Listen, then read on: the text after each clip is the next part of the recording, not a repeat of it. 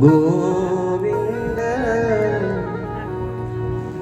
गजराज स्तुति गा रहा है, बड़े आश्चर्य की बात है। लेकिन सज्जनों, स्तुति गा रहा है गजराज, स्तुति की है। बहुत बड़ा स्तोत्र है, इसका नाम है गजेंद्र मोक्ष। जो संकट में हो, कारागार में हो, दुखी हो, जिसने कोई गलती ना की हो फिर भी दुख भोग रहा हो, जो व्यक्ति प्रातः काल इस गजेंद्र मोक्ष का पाठ करता है, उससे उसके सारे दुखों की निवृत्ति हो जाती है। बहुत सुंदर भागवत का बहुत सुंदर श्लोक है। गजराज स्तुति गा रहा है, लेकिन नाम किसी देवता का नहीं ले रहा है, किसी देवता का नाम नहीं लिया। एवं व्यवसितो बुद्ध्या समाधाय मनोहृदि जजापं परमं जाप्यं प्राग्जन्मन्यु शिक्षितम्। आहा, गजराज बड़ी मंगलमय स्तुति भगवान की कर रहा है। गजराज कहता है, जिसने सारी सृष्टि को बनाया है, मेरे अंदर बोलने हंसने की शक्ति जिसने प्रदान की है, मैं उन्हें प्रणाम करता हूँ, वो आकर मेरी रक्षा करें।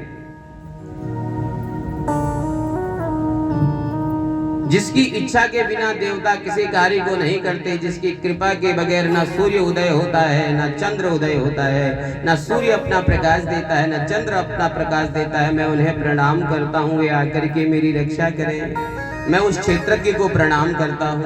क्षेत्रज्ञ कहते हैं, क्षेत्र कहते हैं शरीर को, क्षेत्रज्ञ कहते हैं आत्मा को। मैं उस क्षेत्रज्ञ को प्रणाम, परमात्मा को प्रणाम करता हूँ, वे आकर के मेरी रक्षा करें। जो इंद्रियों के स्वामी हैं, जो सब अधीश्वर हैं, नाम होने पर भी अनामी हैं, अनामी होने के बाद भी जिनके नाम हैं, मैं उन्हें प्रणाम करता हूँ, वे आकर के मेरी रक्षा करें। नाम किसी का नहीं ले रहा है। आहा, जो अजन्मा होने के बाद भी जन्म लेता है, जन्म लेने के बाद भी अजन्मा है, मैं उसे प्रणाम करता हूँ, वे आकर के मेरी रक्षा करें। आकाश मार्ग से सारे देवता देख रहे हैं कि अब ये हमारा नाम लेगा, हम इसकी रक्षा करेंगे। इंद्र कहते, मेरा नाम तो लिया नहीं, मैं जाकर के क्यों बचाऊं। कैलाश पर्वत पर भगवान कहते हैं, अगर कुछ नहीं जानता तो बम बम भोले भंडारी कह देता। नाम किसी का नहीं लिया। ब्रह्मा बोले, जाता तो मैं भी नहीं हूँ, नाम तो मेरा भी नहीं पुकारा। सब देवता प्रतीक्षा कर रहे हैं। भगवान ने सोचा कि जो किसी का नाम नहीं, वही तो मेरा नाम है। भगवान नारायण का एक नाम है अनामी। क्या नाम है? अनामी। जिसका कोई नाम नहीं, वही परमात्मा का नाम है।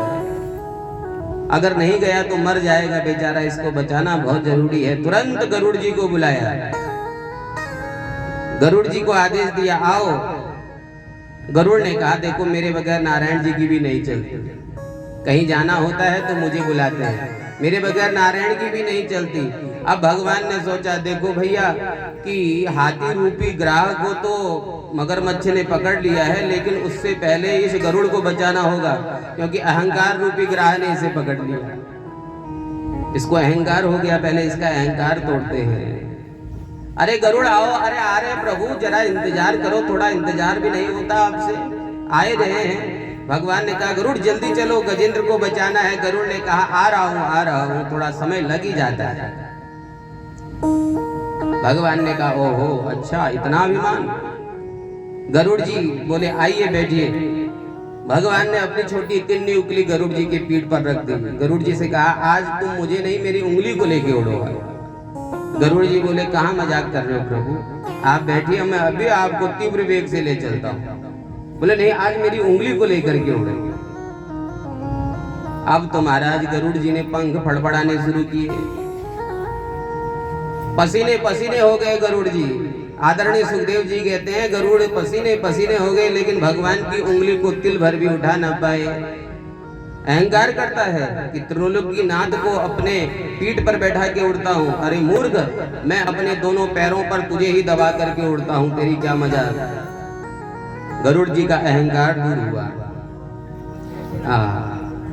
भगवान गरुड़ पर सवार होकर के आए। इधर हाथी एकदम घबरा गया। अब तो हाथी जो है पूरा डूब गया, केवल सूंड का अग्रभाग बचा है। सूंड का अग्रभाग बचा है, पूरा जल में डूब गया। अब उसने देखा कि मुझे कोई बचाने नहीं आने वाला, अब तो मैं नहीं बच सकता, मैं मर जाऊंगा।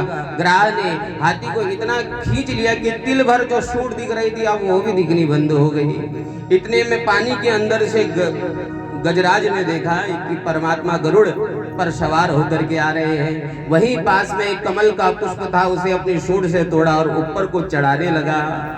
सोन्तः सरस्यु बलेन गृहीत आर्तो दृष्ट्वा गरुत्मती हरम खौपात चक्रम उक्षिप्य सांबुजिकरम गिरिमाह क्रेक्षान् नारायणाखिल गुरो भगवन नमस्ते। अब भगवान का नाम लिया है। अब जब भगवान को देखा कि मुझे बचाने आ गए, नारायणो अखिल गुरो भगवन नमस्ते। अब तक नाम नहीं लिया था, जैसे ही नारायण को देखा गरुड़ पर आते हुए तुरंत कमल का फूल। जितने समय में गरुड़ ने गोविंद नाम उच्चारण किया, गोविंद, तो गोविंद तो पूरा बोला ही नहीं, उतने में तो भगवान ने सुदर्शन को आदेश दिया और ग्राह के 2 टुकड़े कर दिए, ग्राह को मार दिया, उबार दिया। गजेंद्र के प्राण की रक्षा हुई। सुखदेव जी कहते हैं, परीक्षित इस कथा को सुनाने का तात्पर्य जानते हो क्या है? सुनी री मैंने निर्बल के बलराम, सुनी री मैंने निर्बल के बलराम, निर्बल के बलराम, सुनी री मैंने निर्बल के बलराम। आहा, सारे बल व्यक्ति के जब क्षीण हो जाते हैं, कोई बल उसका काम नहीं करता, कोई बल उसके सामने नहीं आता, तो हार कर गोविंद को जब पुकारता है तब प्रभु आकर के उसे बचाते हैं। परीक्षित एक बात बताओ कि प्रभु ने गज को उबारा या ग्राह को उबारा? गज का कल्याण किया या ग्राह का, उस मगरमच्छ का? परीक्षित कहते हैं कि उस गजराज का। सुखदेव कहते हैं, मुझे लगता है कि गज उस हाथी को उबारने से पहले भगवान ने उस मगरमच्छ को उबार दिया। क्यों? क्योंकि भगवान के हाथों बचना भी मुक्ति और भगवान के हाथों मर जाना भी मुक्ति। दूसरी बात है परीक्षित, ये दोनों गजग्राह कोई और नहीं, ये दोनों हैं गंधर्व। पूर्व जन्म में गंधर्व थे ये। एक का नाम था हाहा और दूसरे का नाम था हु। हाहा और हु नाम के गंधर्व थे ये। गंधर्व कहते हैं जो देवराज की सभा में हंसी मजाक करते हैं, हमारे वहां जिसे जोकर कहते हैं, हंसी मजाक करने वाले गंधर्व। नदी में स्नान कर रहे थे नारद जी, उस नदी के किनारे से जा रहे थे तो नारद जी के पैर पकड़ लिए इन्होंने। एक हंसने लगा, दूसरा पैर पकड़ करके नारद जी को खींचने लगा पानी की ओर। नारद जी को बड़ा क्रोध आया, मजाक करते हो, ब्राह्मणों के साथ संतों के साथ मजाक करते हो, श्राप दे दिया, जाओ तुम आज से दोनों ऐसे ही करते रह जाओ। पृथ्वी में जाओ, एक गज बन जाए दूसरा ग्राह बन जाए, एक दूसरे के पैर को पकड़ते रहे। डर गए, क्षमा याचना मांगी तो कहा कि स्वयं भगवान आकर के तुम दोनों का उद्धार कर देंगे, तब तुम्हें इस योनि से मुक्ति मिल जाएगी। यह है। इसके बाद परीक्षित जी महाराज को सुखदेव जी महाराज ने सुंदर कथा श्रवण कराई। परीक्षित, मैं तुमसे कह रहा था कि विश्वास को जीवन में अपनाओ, परमात्मा को कभी भूलो नहीं, हमेशा भगवान मेरे साथ में है ये विश्वास रखो। भगवान का प्रसाद हाथ में मिल जाए तो उसे जमीन पर कभी ना गिरने देना, पांव के नीचे आ जाए ऐसा पाप कभी होने ना देना। भगवान का प्रसाद प्रभु के चरणों में चढ़ जाए, वो भूल कर भी हमारे पैरों में ना गिरे, ऐसा प्रयास करना जो भगवान के चरणों में चढ़ा हुआ। दुर्वासा जी एक बार भगवान नारायण के पास गए, नारायण जी ने प्रेम में विह्वल होकर अपने गले की माला दुर्वासा ऋषि को पहना दी। दुर्वासा ऋषि वहां से प्रस्थान किए। दुर्वासा ऋषि पहुंचे देवराज इंद्र की सभा में, इंद्र ने खूब सेवा की तो वही माला दुर्वासा ऋषि ने इंद्र को पहना दी। इंद्र ने सोचा कि मैं क्या करूं इस माला का, वो माला उतार के हाथी को पहना दी। हाथी तो जानवर है, उसने वह ऐरावत हाथी ने उस सूंड से उखाड़ा, पैरों के नीचे दबा दी। इसका फल यह हुआ कि इंद्र को अपने राज्य से भ्रष्ट होना पड़ा। इंद्र के राज्य पर बलि ने आक्रमण कर दिया और सारा राज्य जो है इंद्र का छीन लिया। दैत्य लोग सम्राट हो गए। फिर देवताओं को लक्ष्य करके प्रभु ने समुद्र मंथन करवाया, वासुकी नाग को रज्जु बनाया, मद्रांचल पर्वत को रई बनाई, समुद्र मंथन किया गया, आरंभ हुआ। लेकिन उसमें अमृत तो निकलना दूर, हलाहल विष निकल पड़ा। आहा, उस विष को भगवान शंकर ने धारण किया, पान किया। उसके बाद कामधेनु नाम की गाय निकली जो देवताओं ने मुनियों को दे दी। दिव्य धनुष निकला, पारिजात वृक्ष निकला, कई अप्सराएं निकली, उच्चैःश्रवा नाम का घोड़ा निकला, कल्प वृक्ष निकला, माता लक्ष्मी निकली, भगवान नारायण ने उनका वर्ण किया, चंद्रमा निकला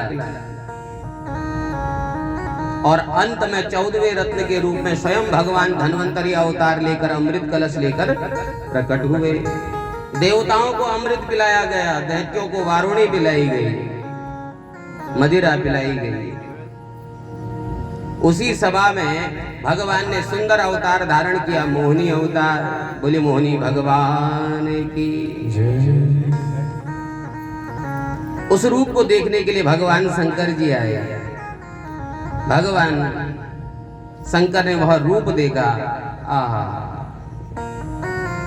कहने का तात्पर्य क्या है कि भगवान के चरणों में जो प्रसाद चढ़ जाए उसे कभी भी अपने चरणों में ना आने देना, इसका प्रयत्न करना है।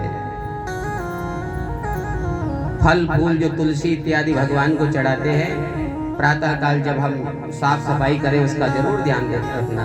देवताओं को यद्यपि नारायण की कृपा प्राप्त हो गई, अमृत पी लिया, स्वर्ग पा लिया, त्रैलोक्य पर पुनः अधिपत्य जप लिया, अपना अधिकार देवताओं ने फिर पा लिया। लेकिन अब देखो अमृत पान करने का फल क्या हुआ। जो 2-4 माला भगवान की जपते थे दुख में, अब अमृत पी लिया, राजा पुनः देवता देवराज इंद्र बन गए, तो जो 2-4 माला जपते थे वह भी छूट गई। भगवान का नाम जप करना छूट गया।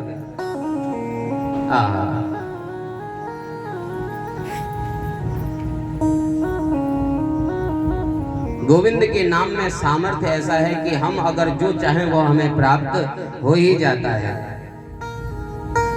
प्रहलाद के पौत्र है राजा बलि, भक्त प्रहलाद के पौत्र है, जो दैत्यों के राजा हैं। बलि महाराज परम संत हैं, 12 भागवतों में उनका नाम आता है। कल मैंने आपको बताया 12 भागवतों में उनका नाम आता है बलि महाराज का।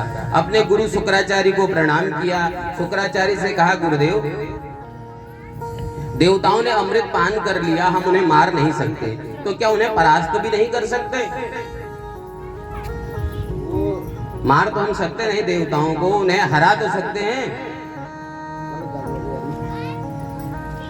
शुक्राचार्य जी ने कहा, यदि देवताओं को हराना चाहते हो, विजय प्राप्त करना चाहते हो, जीवन में 3 चीजें उतार लो। पहली गौ सेवा, दूसरी गुरु सेवा और तीसरी संत सेवा। इन 3 सेवाओं को करने से जीवन में अगर आप ये तीनों प्रसन्न हो गए तो जो चाहे कर सकते हो। सबसे पहली कही गौ सेवा, गाय की सेवा करो, निष्काम होकर के सद्भाव से गौ माता की सेवा करिए। आहा, आपसे 3 घंटे कथा नहीं सुनी जा रही, चलेगा। आप नित्य प्रति 1 घंटा गाय की सेवा में निकाल दीजिए। गाय के शरीर में कहते हैं 33 कोटि देवी देवताओं का वास होता है, शास्त्र कहते हैं हमारे। गौ सेवा से 33 कोटि देवी देवताओं की सेवा का फल मिलता है। दूसरी होती है गुरु सेवा, गुरु की बात का जरूर स्मरण करें, गुरु सेवा। और अंत में है अतिथि सत्कार, संत सेवा। एक दिन शुक्राचार्य ने कहा, बलि स्वर्ग पर आप चढ़ाई कर दो। राजा बलि ने तीनों सेवाएं की और एक दिन शुक्राचार्य ने कहा, अब चढ़ाई कर दो, तुम्हारी विजय निश्चित है। स्वर्ग पर चढ़ाई कर दी। स्वर्ग ही नहीं, बलि ने त्रैलोक्य को विजय प्राप्त कर लिया, त्रैलोक्य जीत लिया राजा बलि ने। मात्र स्वर्ग ही नहीं, पूरा त्रैलोक्य का राजा हो गया। आहा, बलि महाराज त्रैलोक्य के राजा बने। यह इनकी मन की स्थिति बन गई। देवता मारे मारे फिरने लगे। फिर इंद्र आसन छोड़ना पड़ा देवराज इंद्र को। पुत्र के जीवन में संकट आता है तो सबसे ज्यादा कष्ट किसे होता है? माता को। अब देवताओं की माता है अदिति, माता के मन में कष्ट हुआ। देवराज इंद्र और देवताओं की जो माँ है अदिति अपने महल में आज उदास बैठी है। उनके पति कश्यप महाराज आए, कश्यप ऋषि आए, पत्नी से बोले देवी किस बात की चिंता है, कुछ उदास दिख रही हो। देखो ये मन दर्पण होता है, आईना होता है। जो रोज भजन करने वाला हो, पूजन करने वाला हो, एक दिन उसका पूजन किसी कारणवश छूट जाए तो उसका मन दिन भर अशांत होता है कि आज कुछ छूट गया। गाय की सेवा करने वाला यदि किसी दिन शादी ब्याह में चला जाए, गाय सेवा ना हो पाए, रोज माताएं घास काटती है, सेवा करती है, एक दिन अगर ना कटे तो मन में होता है कि आज कुछ छूट गया है, हमसे कुछ कार्य नहीं हो पा रहा है। तो अदिति माता जो थी रोज भजन करती, पूजन करती थी। पति ने कहा कुछ उदास लग रही हो, क्या बात है? माता ने कहा कि मेरे पुत्र देवताओं के स्वर्ग को राजा बलि ने छुड़ा लिया है, छीन लिया है। मैं ये नहीं चाहती कि राजा बलि का अनहित हो जाए, लेकिन मैं यह भी नहीं चाहती कि मेरे पुत्र दर दर भटके, उनका राज्य उन्हें मिल जाना चाहिए। मैं कुछ ऐसा एक पुत्र चाहती हूँ जो मेरे पुत्रों को उनका राज्य लौटा दे। ऐसे पुत्र को मैं चाहती हूँ, ऐसा कोई पुत्र मेरे घर में जन्म ले। भगवान कश्यप ने अपनी पत्नी को समझाया, क्वदे हो भौतिकोनात्मा क्वचात्मा प्रकृते परः कश्यके पति पुत्राद्या मोह एव हि कारणम। हे देवी, कौन किसका पुत्र, कौन किसका पति, कोई कुछ किसी का नहीं है भाई।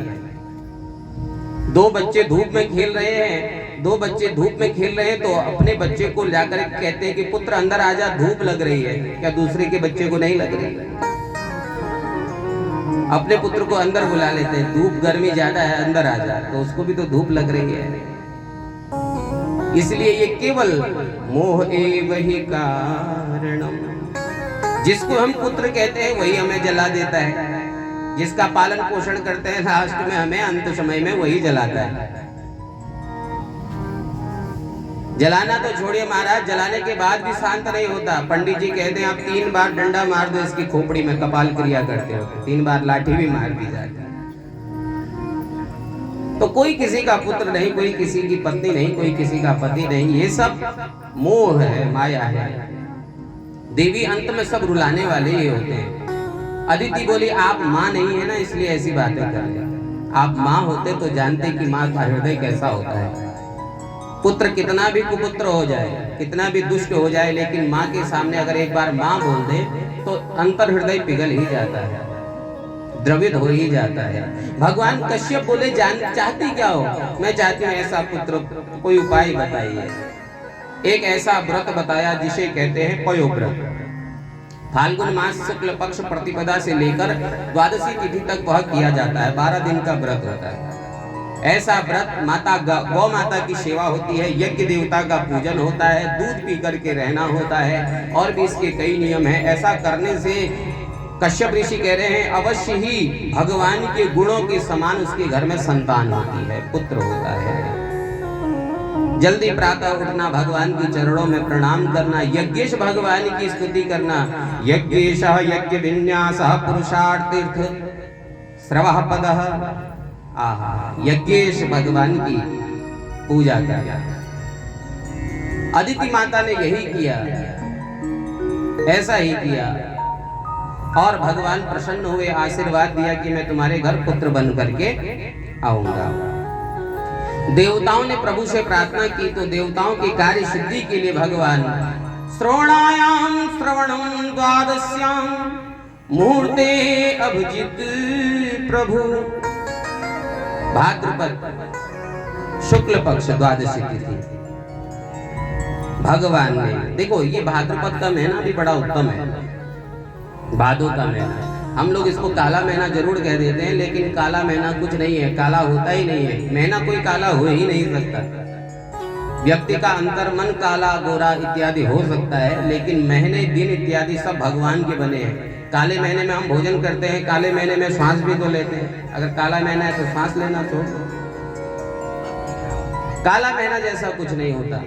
और भाद्रपद जैसा माह तो काला हो ही नहीं सकता जिसमें भगवान श्री कृष्ण का प्राकट्य, श्री कृष्ण जन्माष्टमी जिसमें आती हो। भगवान श्री कृष्ण का जन्म इसी में हुआ, माता राधा रानी का जन्म इसी में हुआ, बलराम जी का जन्म इसी में हुआ। अब आ रहे हैं वामन भगवान भाद्रपद शुक्ल पक्ष द्वादशी इसी माह में। ठीक 12 बजे भगवान श्री नारायण देवताओं की कार्य सिद्धि के लिए अदिति के महल में प्रकट हो गए। बोली वामन भगवान की जय। आहा, इतनी सुंदर भगवान की झांकी है, इतना सुंदर वामन मंगलमय स्वरूप है, बलिहारी प्यारी झांकी। सुंदर सुंदर होंठ हैं, शंख जैसी ग्रीवा है, मुट्ठी भर की कमर है, टमाटर जैसे गाल है, 4 अंगुल का पेट है। वामन कहते हैं कुल मिलाकर के बौने को। भगवान प्रकट हुए, बहुत सुंदर बालक। हमारे पहाड़ में कुमाऊं में कहते हैं जो बहुत ही प्यारा दिखता है, देखो तो देवी कैसा है, बटुआ जैसा हुआ, कहते हैं कि नहीं, कस दिखे रो बटू जैसे, बटुआ जैसा दिख रहा है। ऐसी भगवान की दिव्य झांकी माता अदिति ने भगवान को कौपिन पहनाई है। बृहस्पति जी ने आकर के वामन प्रभु को जनेऊ धारण करवाया। दिशाओं के स्वामी जगतपति ने छत्र समर्पित किया, ब्रह्मा जी ने कमंडलू समर्पित किया, सप्त ऋषियों ने भगवान को कुशा समर्पित की, खड़ाऊ समर्पित किए हैं। माता भगवती अन्नपूर्णा ने आकर के भिक्षा दी है, अन्न दिया है।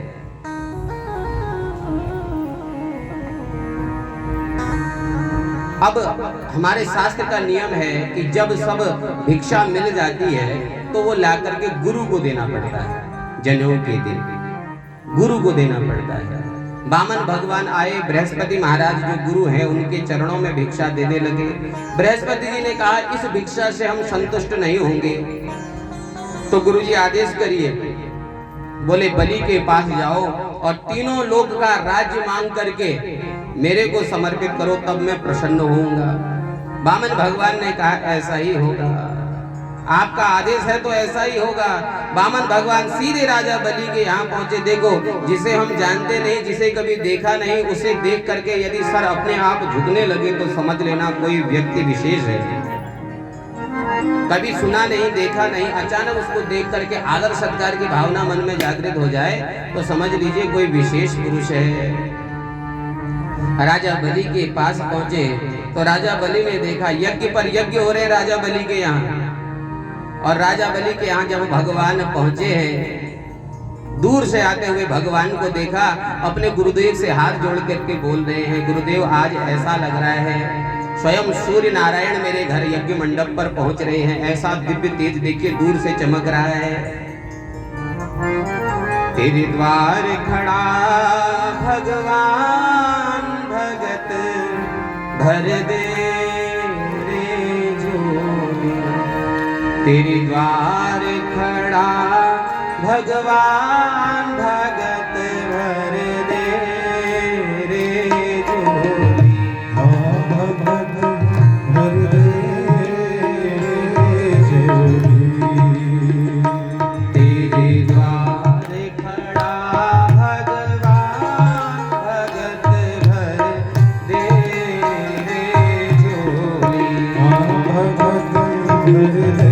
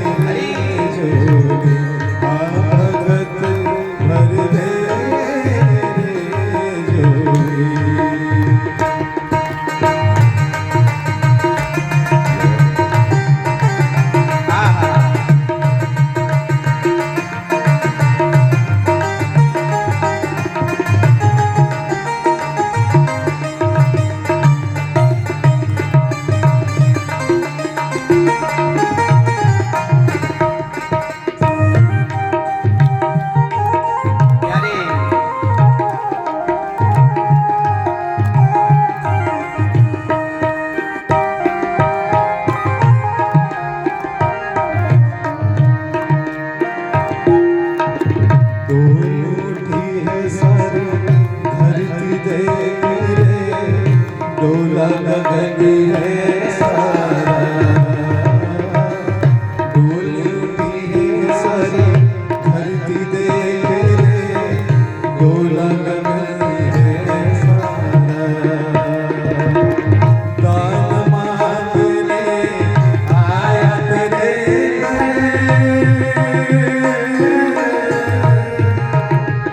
दान मांगने आया तेरे घर, जगत का पालनहारा रे,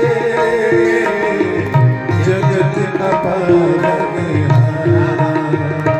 मैं आज तेरा मेहमान, मैं आज तेरा मेहमान, कर ले मुझसे जरा पहचान, भगत भर दे झोली, भगत भर दे झोली, तेरे द्वार खड़ा भगवान, भगत भर दे झोली, ओ भगत भर दे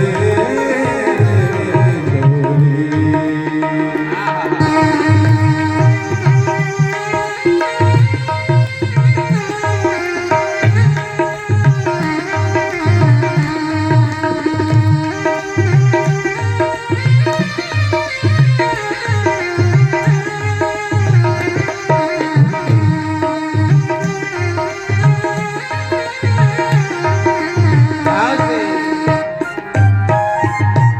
आज लुटा मेरे सर्वस अपना, मान ले कहना मेरा। आज लुटा मेरे सर्वस अपना, मान ले कहना मेरा। मिट जाएगा पल में तेरा,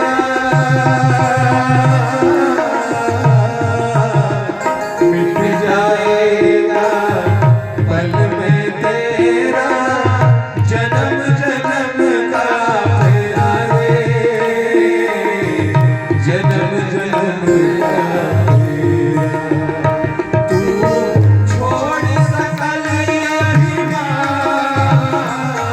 तू छोड़ सकल अभिमान, हमारी कर ले रे तू अपना, भगत भर दे झोली, भगत भर दे झोली, तेरे द्वार खड़ा भगवान, भगत भर दे झोली। तेरा होगा बड़ा एहसान, तेरा होगा बड़ा एहसान, युग युग तेरी रहेगी शान, भगत भर दे झोली, भगत भर दे झोली, ओ भगत भर दे झोली, भगत भर दे झोली। होगा तेरा